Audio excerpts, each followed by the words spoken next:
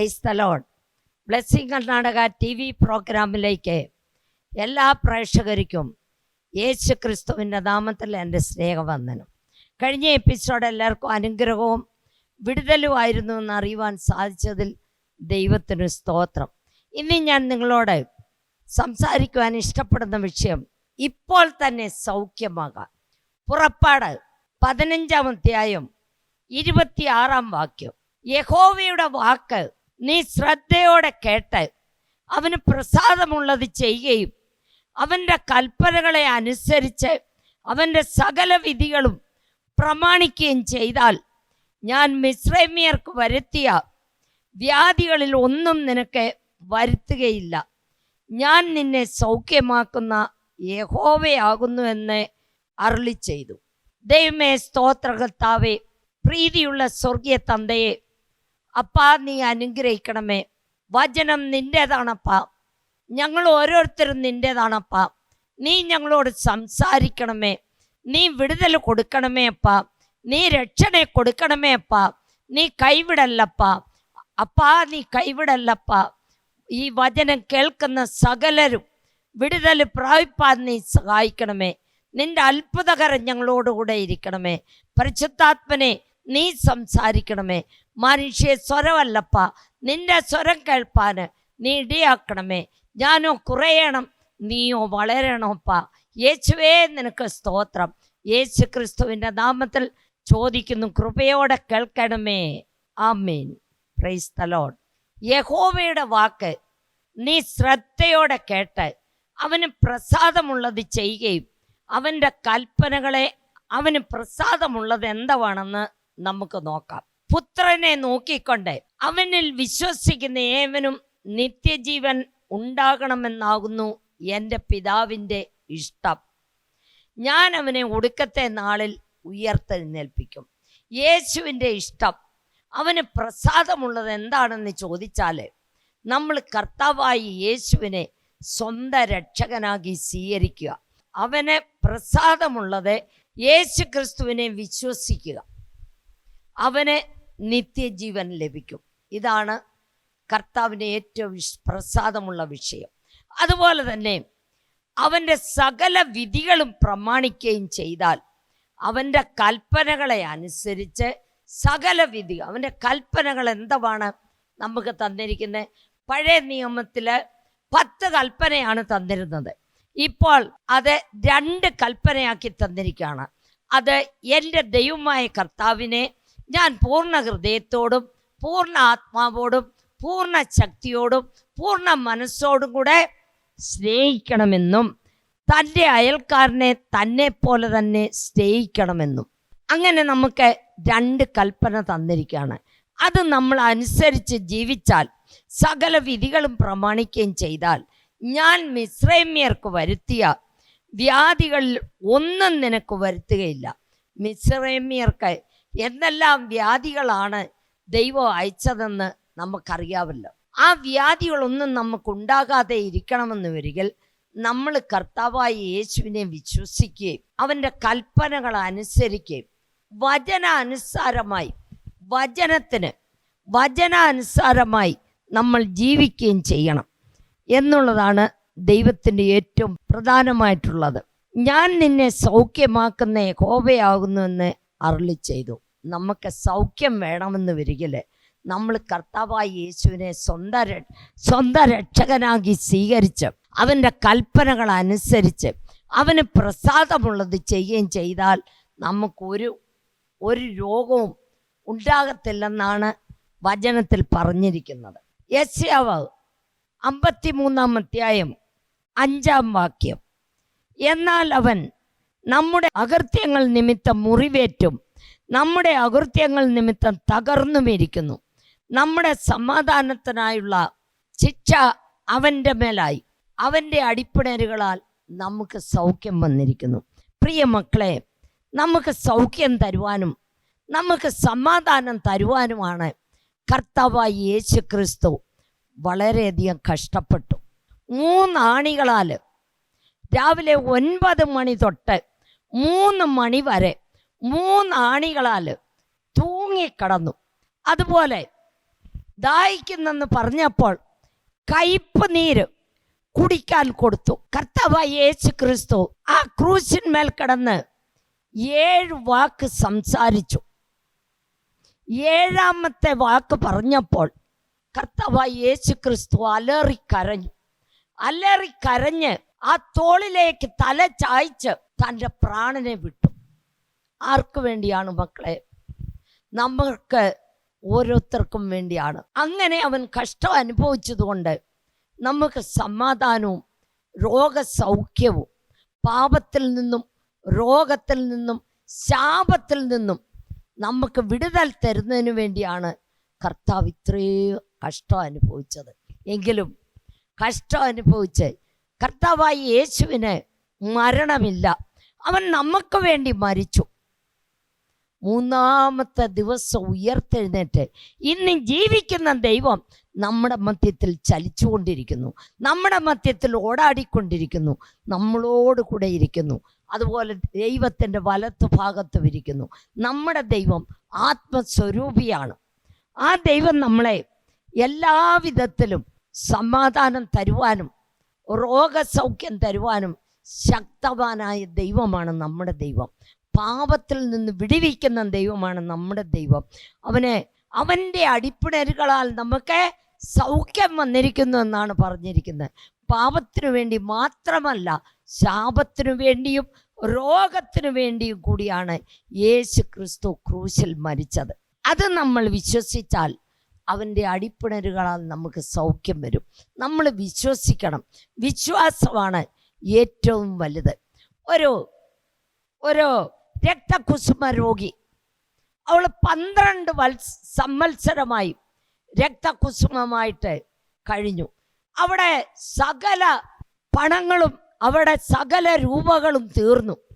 അവൾക്കുള്ള വസ്തുവകയെല്ലാം വിറ്റ് പെറുക്കി അവൾ 12 വർഷമായിട്ട് ഡോക്ടർമാരുടെ അടുത്തും കൂടോത്തരക്കാരുടെ അടുത്തും ഈ ലോകത്തിൽ എവിടെയെല്ലാം നമുക്ക് പോകാൻ പറ്റുമോ അവിടെയെല്ലാം പോയിട്ടും അവൾക്ക് യാതൊരു സൗഖ്യവും കിട്ടിയില്ല. ഒടുവിൽ അവളെ മരിക്കാൻ കിടക്കുന്നത് പോലെ എല്ലും തൊലിയും മാത്രമുള്ളൂ. അങ്ങനെ കിടക്കുന്ന സമയത്ത് യേശു വരുന്ന ഒച്ച കേട്ടു. അവൾ യേശു സൗഖ്യമാക്കുന്ന ദൈവമാണെന്നും ഒക്കെ ആരെങ്കിലും അറിഞ്ഞു കാണും. അതുകൊണ്ട് യേശു വരുന്നെന്ന് കേട്ടപ്പോൾ അവൾ ഒരു തീരുമാനമെടുത്തു. അവൾ എന്താണ് തീരുമാനമെടുത്തത്? ജനസമൂഹം ഇങ്ങനെ തിക്കി തിരക്കി യേശുവിൻ്റെ കൂടെ പോവുകയാണ്. അവൾ വണ്ണമൊന്നുമില്ലാതെ ഇത്രയേ ഉള്ളൂ. അവൾ പുഴു ഞൊളയുന്ന പോലെ ആൾക്കാരുടെ മധ്യത്തിൽ ഞൊളഞ്ഞു പോയി. അവളൊരു തീരുമാനമെടുത്തു.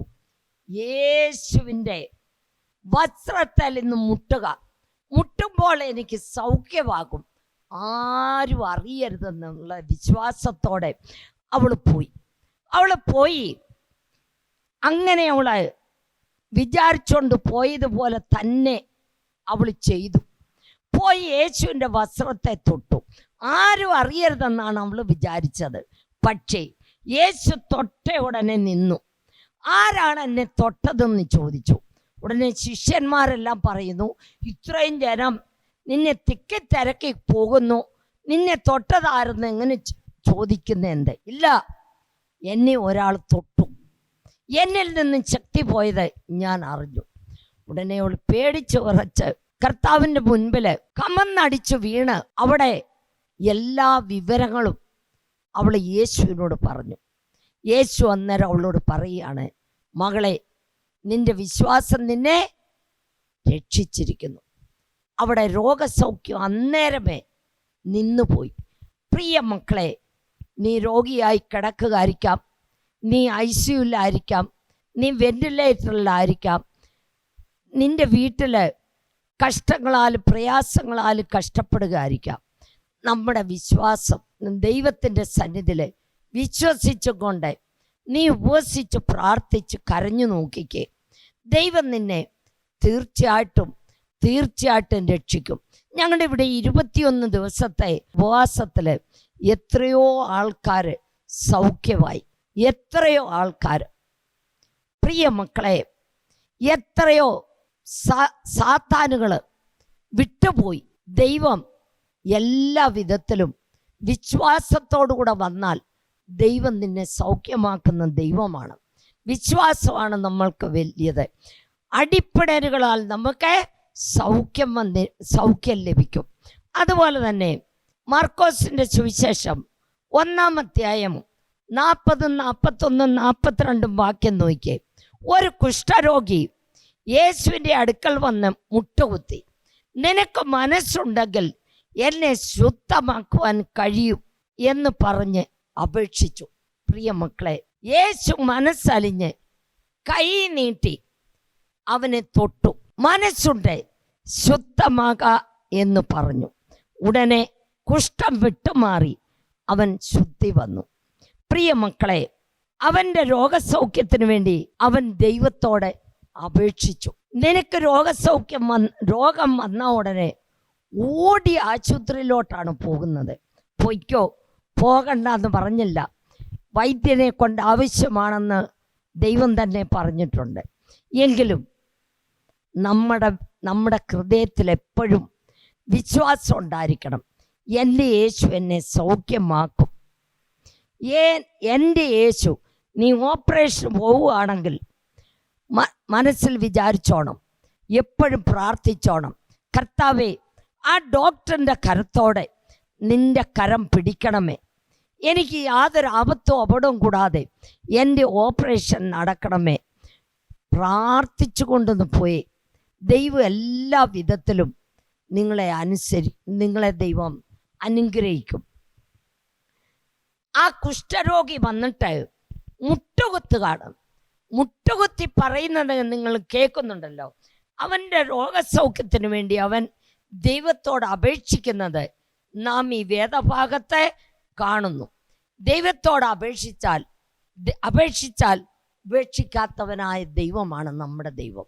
നമ്മൾ അപേക്ഷിക്കണം, കർത്താവേ, എൻ്റെ രോഗം നീ സൗഖ്യമാക്കി തരണമേ എന്ന്. സൗഖ്യമാകുവാൻ നമ്മൾ ദൈവത്തോടെ കരഞ്ഞു പ്രാർത്ഥിക്കണം. എൻ്റെ ഒരു ചെറിയ അനുഭവം, എനിക്ക് അനേക അനുഭവങ്ങളുണ്ട്. എൻ്റെ ഒരു ചെറിയ അനുഭവം നിങ്ങളോട് പറയുവാൻ ഞാൻ ആഗ്രഹിക്കുന്നു. ഞാൻ ഹെർണിയയുടെ ഓപ്പറേഷൻ കഴിഞ്ഞ് കുറച്ച് ദിവസം കഴിഞ്ഞപ്പം ആ സ്റ്റിച്ചെല്ലാം പൊട്ടിപ്പോയി പഴുക്കാൻ തുടങ്ങി. എൻ്റെ ശരീരം പഴുക്കുന്ന ശരീരമാണ്. പഴുക്കാൻ തുടങ്ങി. ഭയങ്കര കഷ്ടമായി. എനിക്ക് ആകെ 15 ദിവസത്തെ അവധിയെ തന്നുള്ളവർ. ഞാൻ ഡ്യൂട്ടി ചെയ്തുകൊണ്ടിരുന്നപ്പോൾ 15 ദിവസത്തെ അവധി മാത്രമേ ഉള്ളായിരുന്നു. അവധി കഴിഞ്ഞു, ഞാൻ ഡ്യൂട്ടിക്ക് കയറണം. ഞാൻ ഡ്യൂട്ടിക്ക് കയറി. ഡ്യൂട്ടി ചെയ്തുകൊണ്ടിരിക്കുന്നു. എനിക്ക് ഭയങ്കര വേദനയും കഷ്ടവും. ഞാൻ ആരെ കാണിക്കുന്നുമില്ല, പറയുന്നുമില്ല. അവർ തന്ന മരുന്ന് പുരട്ടുന്നു, നടക്കുന്നു. അങ്ങനെ ഒരു പാസ്റ്ററും ഭാര്യയും, മലയാളിയാണ്, നമ്മുടെ പാസ്റ്ററും ഭാര്യയും, അവരെന്നോട് പറഞ്ഞു, സാലുക്കുട്ടി, ഞങ്ങളൊരു ഡോക്ടറെ കൊണ്ട് കാണിക്കാം, സർജനാണ്, കാണിക്കാമെന്ന് പറഞ്ഞു. ഞാൻ ഡ്യൂട്ടി ചെയ്യുന്നിടത്ത് കാണിക്കാതെ വേറെ ആശുപത്രി കൊണ്ടുപോയി കാണിക്കുകയാണ്. കാണിക്കുന്ന സമയത്ത് ഡോക്ടർ നോക്കിയിട്ട് പറഞ്ഞു, റീ ഓപ്പറേഷൻ ചെയ്യണം, ഇതെല്ലാം പഴുത്തളിഞ്ഞിരിക്കുക എന്ന് പറഞ്ഞു. പ്രിയ മക്കളെ, 3 മണിക്ക് സമയം തന്നു. ഞാൻ തിരിച്ചു വന്നു. ഒന്നും കഴിക്കരുതെന്ന് പറഞ്ഞു. ഞാൻ ഒന്നും കഴിച്ചില്ല. 10 മണിക്ക് കാണിച്ചു. 3 മണിക്ക് റീ ഓപ്പറേഷൻ ചെയ്യണമെന്ന് പറഞ്ഞു. 10 മണി 11 തൊട്ട് 2:30 വരെ ഞാൻ ദൈവസന്നിധിയിൽ കരഞ്ഞു പ്രാർത്ഥിച്ചിട്ട് ഞങ്ങൾ 3 മണി ആയപ്പോൾ പാസ്റ്ററും ഭാര്യയും എന്നെയും കൊണ്ട് ആശുപത്രിയിൽ പോയി. അവിടെ കാണിച്ചപ്പോൾ ടേബിളിൽ എന്നെ കിടത്തി ഓപ്പറേഷൻ തിയേറ്ററിൽ കൊണ്ടുപോയി. ഡോക്ടർ എന്നോട് ചോദിക്കുന്നു, മേഡം, നിങ്ങളല്ലേ രാവിലെ വന്നെന്ന്? അതെ ഡോക്ടർ, ഞാനാണ് വന്നെന്ന് പറഞ്ഞു. എല്ലാം ഉണങ്ങി കരിഞ്ഞിരിക്കുന്നു, ഇനി ഓപ്പറേഷൻ ചെയ്യേണ്ട ആവശ്യമില്ല, എന്താ കാര്യമെന്ന് ചോദിച്ചു. അന്ന് ആ ടേബിളല്ലേ എഴുന്നേറ്റിരുന്നുകൊണ്ട് എൻ്റെ കർത്താവായ യേശുവിനെ കുറിച്ച് അവരോട് പറയുവാനും, എൻ്റെ യേശു ജീവിക്കുന്ന ദൈവമാണെന്നും, ഞാൻ ഇവിടുന്ന് പോയ നിമിഷം മുതൽ ഈ നിമിഷം വരെ ഞാൻ കരയുമായിരുന്നു ഡോക്ടർ ദൈവസന്നിധിയിൽ. ദൈവം എന്നെ ഓപ്പറേഷൻ ചെയ്തു എന്ന് പറഞ്ഞു. വെരി ഗുഡ് എന്നും പറഞ്ഞ് ആ ഡോക്ടർ ഹിന്ദു ആണെങ്കിലും അന്യമതസ്ഥനാണ്. അവനോട് സുവിശേഷം പറയുവാൻ എനിക്കൊരു നല്ല അവസരമായിരുന്നു. ഞാൻ അങ്ങനെ സുവിശേഷം പറഞ്ഞ് അവിടെ നിന്നും ഇറങ്ങി എൻ്റെ ആശുപത്രിയിലേക്ക് ഞാൻ പോയി. എൻ്റെ ദൈവം ആരാണ്? നമ്മൾ വിശ്വസിക്കണം മക്കളെ. വിശ്വസിച്ചാൽ നീ ദൈവത്തിൻ്റെ മഹത്വം കാണുമെന്നാണ് പറഞ്ഞിരിക്കുന്നത്. അതുപോലെ തന്നെ മത്തായിയുടെ സുവിശേഷം 9-ാം അധ്യായം 2 മുതൽ 6 വരെയുള്ള വാക്യം നമ്മൾ വായിച്ചു നോക്കുമ്പോൾ, ചിലർ കിടക്കമേൽ കിടക്കുന്ന ഒരു പക്ഷവാതക്കാരനെ യേശുവിൻ്റെ അടുക്കൽ കൊണ്ടുവന്നു. യേശു അവരുടെ വിശ്വാസം കണ്ട് പക്ഷവാതക്കാരനോട്, മകനെ ധൈര്യമായിരിക്ക, നിന്റെ പാപങ്ങൾ മോചിച്ചു തന്നിരിക്കുന്നു എന്ന് പറഞ്ഞു. അത് കേട്ടപ്പോൾ ശാസ്ത്രിമാരിൽ ചിലർ, ഇവൻ ദൈവദൂഷണം പറയുന്നുവെന്ന് ഉള്ളം കൊണ്ട് പറഞ്ഞു.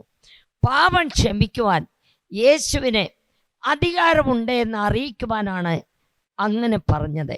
അതുമാത്രമല്ല, പാപക്ഷമ ആയെങ്കിലേ രോഗസൗഖ്യമാകത്തുള്ളൂ. നമ്മൾ പാപികളായി ജീവിച്ചാൽ നമുക്ക് രോഗസൗഖ്യം കിട്ടത്തില്ല. നമ്മുടെ പാപങ്ങൾ ദൈവസന്നിധിയിൽ ഏറ്റുപറഞ്ഞ്, കർത്താവേ ഞാൻ പാപിയാണ്, നിനക്കറിയാം, നീ 10 വയസ്സ് മുതൽ ഇന്ന് വരെ ചെയ്തിട്ടുള്ള പാപങ്ങൾ നിനക്കറിയാം, ദൈവത്തിനും അറിയാം.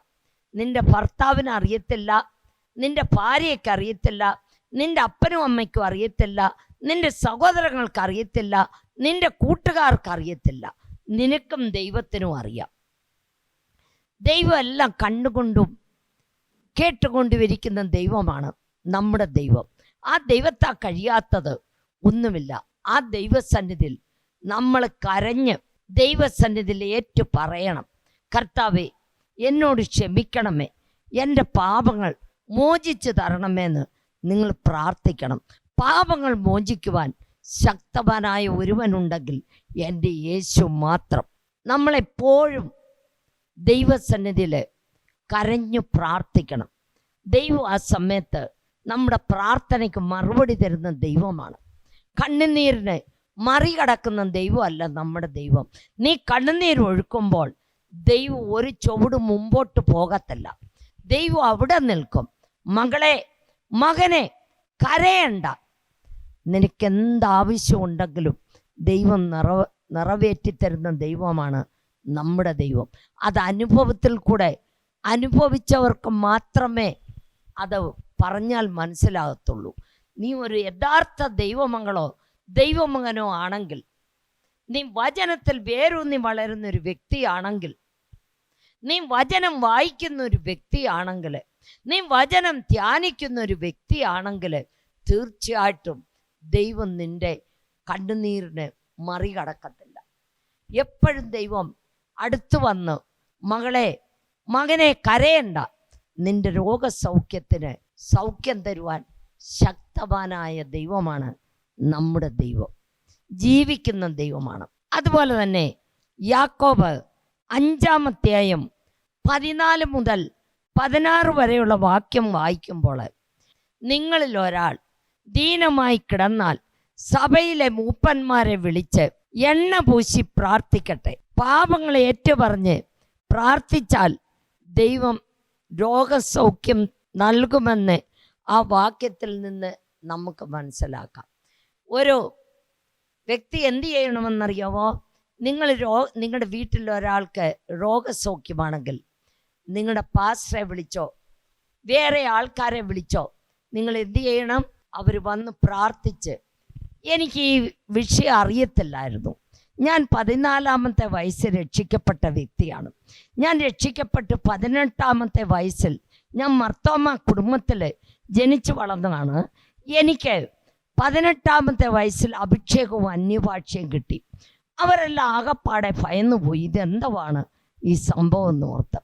പക്ഷേ എൻ്റെ ദൈവം ജീവിക്കുന്ന ദൈവമാണെന്നും എൻ്റെ ദൈവം എനിക്ക് അന്യഭാഷയും അഭിഷേകവും തന്നപ്പോൾ മർത്തോമക്കാരുടെ കുടുംബത്തിൽ അവരെല്ലാം അന്തം വിട്ടുപോയി. പക്ഷേ അടുത്തുള്ള വീട്ടുകാരും അമ്മച്ചിമാരും എല്ലാം ഇരുന്ന് പ്രാർത്ഥിക്കാനും ഉപവസിക്കാനും തുടങ്ങി.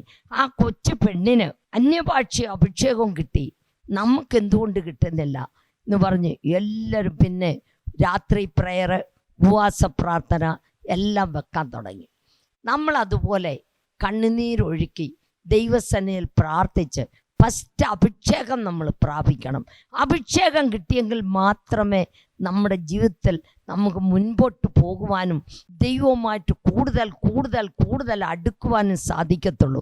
അതുപോലെ തന്നെ 2 ദിനവൃത്താന്തം 7-ാം 14 എൻ്റെ നാമം വിളിക്കപ്പെട്ടിരിക്കുന്ന എൻ്റെ ജനം, നമ്മുടെ ദൈവത്തെ വിളിക്കപ്പെട്ടിരിക്കുന്ന എൻ്റെ ജനം തങ്ങളെ തന്നെ താഴ്ത്തി പ്രാർത്ഥിച്ച് എൻ്റെ മുഖം അന്വേഷിച്ച് തങ്ങളുടെ ദുർമാർഗങ്ങളെ വിട്ടു തിരിയുമെങ്കിൽ ഞാൻ സ്വർഗത്തിൽ നിന്ന് കേട്ട് അവരുടെ പാപം ക്ഷമിച്ച് അവരുടെ രോഗത്തിന് സൗഖ്യം വരുത്തും. ഹല്ലേലൂയ! നമ്മുടെ ദൈവം ജീവിക്കുന്ന ദൈവമാണ്. നമ്മൾ നമ്മളെ തന്നെ താഴ്ത്തി എന്ത് ചെയ്യണം? പ്രാർത്ഥിക്കണം. താഴ്ത്തി പ്രാർത്ഥിക്കണം. നമ്മൾ ഒന്നുമില്ല, ഞാനെന്നുള്ള ആ ഭാവം അങ്ങ് വിടണം. നിനക്ക് നിൻ്റെ മുറ്റത്ത് 3-4 കാർ കാണും, നിനക്ക് ഭയങ്കര കാപ്പിത്തോട്ടം കാണും, ഏലത്തോട്ടം കാണും, റബ്ബർ തോട്ടം കാണും. നിനക്ക് എന്നത്തിനും കുറവില്ലായിരിക്കാം, നിനക്കിഷ്ടം പോലെ എല്ലാം ഉണ്ടായിരിക്കാം. പക്ഷേ നീ ദൈവസന്നിധിയിൽ താഴ്ത്തി ഏൽപ്പിക്കണം. വീണ് ദൈവസന്നിധിയിൽ താഴ്ത്തി ഏൽപ്പിച്ച് നിങ്ങൾ കരഞ്ഞു പ്രാർത്ഥിക്കണം. കരഞ്ഞു പ്രാർത്ഥിക്കുമ്പോൾ തങ്ങളുടെ ദുർമാർഗങ്ങളെ, നമ്മളിൽ എന്തെങ്കിലും പാപ സ്വഭാവങ്ങളുണ്ടെങ്കിൽ, ദുർമാർഗങ്ങളുണ്ടെങ്കിൽ നമ്മൾ അതെല്ലാം വിട്ട് പരിശുദ്ധരായി ദൈവസന്നിധിയിൽ നമ്മൾ അടുത്ത് ചെല്ലുമ്പോൾ സ്വർഗത്തിൽ നിന്നും ദൈവം കേട്ട് അവരുടെ പാപം ക്ഷമിച്ച് അവരുടെ ദേശത്തിന് സൗഖ്യം കൊടുക്കുമെന്നാണ് ദൈവം പറഞ്ഞിരിക്കുന്നത്. ദേശത്തിന് സൗഖ്യം വരുത്തി കൊടുക്കുമെന്ന്. നിങ്ങൾക്ക് മാത്രമല്ല സൗഖ്യം തരുന്നത്, നിങ്ങളുടെ ദേശത്തിന് സൗഖ്യം തരും. നിൻ്റെ കുടുംബത്തിന് വേണ്ടി, നിങ്ങളുടെ ദേശത്തിന് വേണ്ടി. നമ്മൾ ഫസ്റ്റ് ഇസ്രായേലിന് സാക്ഷിയായിരിക്കാനാണ് പറഞ്ഞിരിക്കുന്നത്. ദൈവത്തിൻ്റെ ശക്തി ലഭിച്ചു കഴിയുമ്പോൾ യെരുശലേമിലും യഹൂദിയയിലും ശമര്യയിലും ഭൂമിയുടെ കട്ടക്കട വരയ്ക്ക് പോകി ദൈവത്തിൻ്റെ സാക്ഷിയായിരിക്കാനാണ് പറഞ്ഞിരിക്കുന്നത്. വിട്ടുപോകാനാണ് ദൈവം പറഞ്ഞിരിക്കുന്നത്, ഒരിടത്തിരിക്കാനല്ല. ദൈവത്തിൻ്റെ പരിശുദ്ധാത്മാവിനെ പ്രാപിച്ചു കഴിയുമ്പോൾ നമുക്ക് ഒരിടത്തിരിക്കാൻ പറ്റത്തില്ല. കാരണം വിട്ടു പോകാനാണ് ദൈവം പറഞ്ഞിരിക്കുന്നത്. നീ നീ പോയി ദൈവത്തിൻ്റെ സുവിശേഷം എല്ലാ ദേശങ്ങളിലും അറിയിക്കെ. നിങ്ങളെ തന്നെ താഴ്ത്തി ഏൽപ്പിക്കെ. അപ്പോൾ സ്വർഗത്തിൽ നിന്ന് ദൈവം കേട്ട് നമ്മുടെ പ്രാർത്ഥന ദൈവം കേട്ട് നമ്മളെ അനുഗ്രഹിക്കുന്ന ദൈവമാണ് നമ്മുടെ ദൈവം. അതുപോലെ തന്നെ ഗലാത്യർ 5-ാം 20 പറഞ്ഞിരിക്കുന്നു, ദുർനടപ്പ്, അശുദ്ധി, ദുഷ്കാമം, വിഗ്രഹാരാധന, ആഭിചാരം, പക, പിണക്കം, ജാരശങ്ക, ക്രോധം, ശാഠ്യം, ദ്വന്ദ്വപക്ഷം, ഭിന്നത, അസൂയ, മദ്യപാനം, വെറിക്കൂത്ത് മുതലായവ എന്ന് തെളിവാകുന്നു. ഈ വക പ്രവർത്തിക്കുന്നവർ ദൈവരാജ്യത്തിന് അവകാശമാക്കുകയില്ല. നിങ്ങളിൽ ഇതിൽ ഏതെങ്കിലും ഉണ്ടോ എന്ന് നിങ്ങളെ തന്നെ ശോധന ചെയ്ത് നോക്കാം. ഇങ്ങനെയുള്ളവർ ദൈവരാജ്യം, സ്വർഗരാജ്യം, നിത്യരാജ്യം അവകാശമാക്കുകയില്ലെന്നാണ് പറഞ്ഞിരിക്കുന്നത്. പ്രിയ മക്കളെ, നമുക്കിനി സമയം അടുത്തിരിക്കുകയാണ്. ഏത് സമയം ദൈവം വന്നാലും, ഏത് നിമിഷം വന്നാലും നമ്മൾ പോകാൻ റെഡിയാണോ? നമ്മളെ തന്നെ ശോധന ചെയ്ത് നോക്കാം. കർത്താവേ, പരിശുദ്ധാത്മനെ പ്രാപിച്ചിട്ടില്ലാത്തവർ ഇന്ന് തന്നെ പരിശുദ്ധാത്മനെ പ്രാപിക്കണം. ചുമ്മാതെ നിങ്ങളെ ഇവിടെ ഓരോരുത്തർ പറയുന്ന പോലെ ഒരിടത്ത് ഇരിപ്പില്ല ഇതിങ്ങനെ വരാൻ. നമ്മൾ കരയുകയും പ്രാർത്ഥിക്കുകയും പരിശുദ്ധമായി ജീവിക്കുകയും ചെയ്യുമ്പോൾ ആ പരിശുദ്ധാത്മനെ ചോദിക്കണം, കർത്താവേ നീ എനിക്ക് തരണമേന്ന്. ദൈവത്തോട് കരഞ്ഞു പ്രാർത്ഥിച്ച് ദൈവം നിങ്ങൾക്ക് സൗഖ്യം തരുന്ന ദൈവമാണ്. ആ സൗഖ്യത്തിന് വേണ്ടി പ്രാർത്ഥിക്കുക. ദൈവം നിങ്ങളെ എല്ലാവിധത്തിലും അനുഗ്രഹിക്കട്ടെ.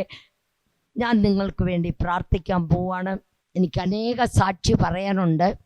സമയക്കുറവിനാൽ ഞാൻ നിങ്ങൾക്ക് വേണ്ടി പ്രാർത്ഥിക്കുകയാണ്. മുട്ടുകുത്താൻ പറ്റുന്നവർ മുട്ടുകുത്തുക. ഞാൻ നിങ്ങൾക്ക് വേണ്ടി പ്രാർത്ഥിക്കാം. ഹല്ലേലൂയ. സ്തോത്രം, സ്തോത്രം, സ്തോത്രം. കരുണാസമ്പന്നനും നിത്യനുമായ ഞങ്ങളുടെ വാഴ്ത്തപ്പെട്ട സ്വർഗ്ഗസ്ഥ പിതാവേ, ദൂരത്തും ചാർത്ത് വാരിക്കുന്ന മക്കളുമായിട്ട് നിൻ്റെ അടുത്ത് വരുന്നപ്പാ നീ അനുഗ്രഹിക്കണമേ. പൂർണ്ണ ആയുസ്സും ആരോഗ്യം നീ കൊടുക്കണമേ കർത്താവേ. രോഗസൗഖ്യത്തെ നീ കൊടുക്കുന്ന ദൈവമാണല്ലപ്പ. സമാധാനത്തെ കൊടുക്കുന്ന ദൈവമാണല്ലപ്പ. ഈ ലോകം കൊടുക്കുന്ന സമാധാനം ശാശ്വതമല്ലപ്പ. നീ കൊടുക്കുന്ന സമാധാനം ശാശ്വതമായ സമാധാനമാണപ്പ. ആ സമാധാനത്തിന് വേണ്ടി എവിടെ നോക്കിയാലും സമാധാനമില്ലല്ലപ്പ. രാജ്യത്ത് സമാധാനമില്ല, ദേശത്ത് സമാധാനമില്ല, കുടുംബത്തിൽ സമാധാനമില്ല, വ്യക്തികളിൽ സമാധാനമില്ല. അതുപോലെ എത്രയോ ജനങ്ങൾ രോഗികളായി കഴിയുന്നപ്പ. ദൈവമേ, ഇപ്പോൾ തന്നെ അവരെ തൊടണമേ അപ്പ. ഈ നിമിഷമേ പരിശുദ്ധാത്മനെ തൊടണമേ. അവർക്ക് ശാന്തി സമാധാനം കൊടുക്കണമേ കർത്താവേ. അപ്പ രോഗസൗഖ്യം കൊടുക്കണമേ അപ്പ. നിന്റെ ആണിപ്പാടുള്ള കര ഇപ്പോൾ തന്നെ അവരെ തൊടണമേ, തൊടണമേ. നിന്റെ അടിപ്പിടലുകളാൽ സൗഖ്യം വന്നിരിക്കുന്നപ്പ, നിന്റെ അടിപ്പിടലുകളാൽ സൗഖ്യം വന്നിരിക്കുന്നപ്പ. കർത്താവേ, നീ കൈവിടല്ലപ്പ. എത്രയോ ജനങ്ങൾ കർത്താവേ ശാന്തിയില്ല, സമാധാനമില്ലാതെ കഴിയുന്നപ്പ.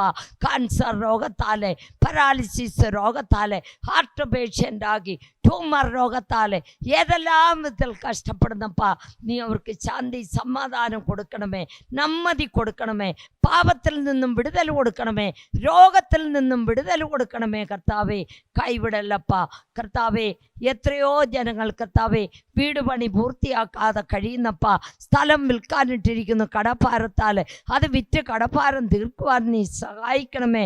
മക്കളില്ലാത്തവർക്ക് മക്കളെ കൊടുക്കണമേ. വിവാഹം നടക്കാത്തവർക്ക് വിവാഹം നടത്തി കൊടുക്കണമേ കർത്താവേ. എല്ലാം നീ അറിയുന്നപ്പ. എല്ലാ പാസ്റ്റർമാരെ, എല്ലാ അച്ഛന്മാരെ, എല്ലാ ഇവാഞ്ചലിസ്റ്റുകളെ നീ അനുഗ്രഹിക്കണമേ. സുവിശേഷം എല്ലാ രാജ്യങ്ങളിലും എത്തിച്ചേരുവാൻ നീ സഹായിക്കണമേ കർത്താവേ. അപ്പച്ചാ, നീ സഹായിക്കണമേ. എത്രയോ ജനങ്ങൾ ദൈവത്തിൽ നിന്നും ദൂരമായിരിക്കുന്നല്ലപ്പ. അവരെ നീ വലിച്ചടുപ്പിക്കണമേ കർത്താവേ, അടുപ്പിക്കണമേ കർത്താവേ. ദൈവം ജീവിക്കുന്ന ദൈവമാണെന്ന് അറിയട്ടപ്പ. യേശുവേ, രക്ഷണ കൊടുക്കുന്ന ദൈവമാണെന്ന് അറിയട്ടപ്പ. എല്ലാവരും രക്ഷിക്കപ്പെടുവാൻ കർത്താവേ നീ സഹായിക്കണമേ അപ്പ. കൈവിടല്ലപ്പ. ആദ്യ അവസാനം നീ കൂടെ ഇരിക്കണമേ കർത്താവേ. അപ്പച്ച, യേശു ക്രിസ്തുവിൻ്റെ നാമത്തിൽ ചോദിക്കുന്നു, കൃപയോടെ കേൾക്കണമേ. ആമേൻ. നിങ്ങളുടെ പ്രാർത്ഥനാ വിഷയം ഞങ്ങളെ ഫോൺ ചെയ്ത് അറിയിച്ചാൽ നിങ്ങൾക്ക് വേണ്ടി ഞങ്ങൾ പ്രാർത്ഥിക്കുന്നതാണ്. നിങ്ങളുടെ പ്രാർത്ഥനയിൽ ഞങ്ങളെയും ഞങ്ങളുടെ കുടുംബത്തെയും ഞങ്ങളുടെ സഭയും ഞങ്ങളുടെ വേലയും ഓർത്ത് പ്രാർത്ഥിക്കണമെന്ന് അപേക്ഷിക്കുന്നു. God bless you. Praise the Lord.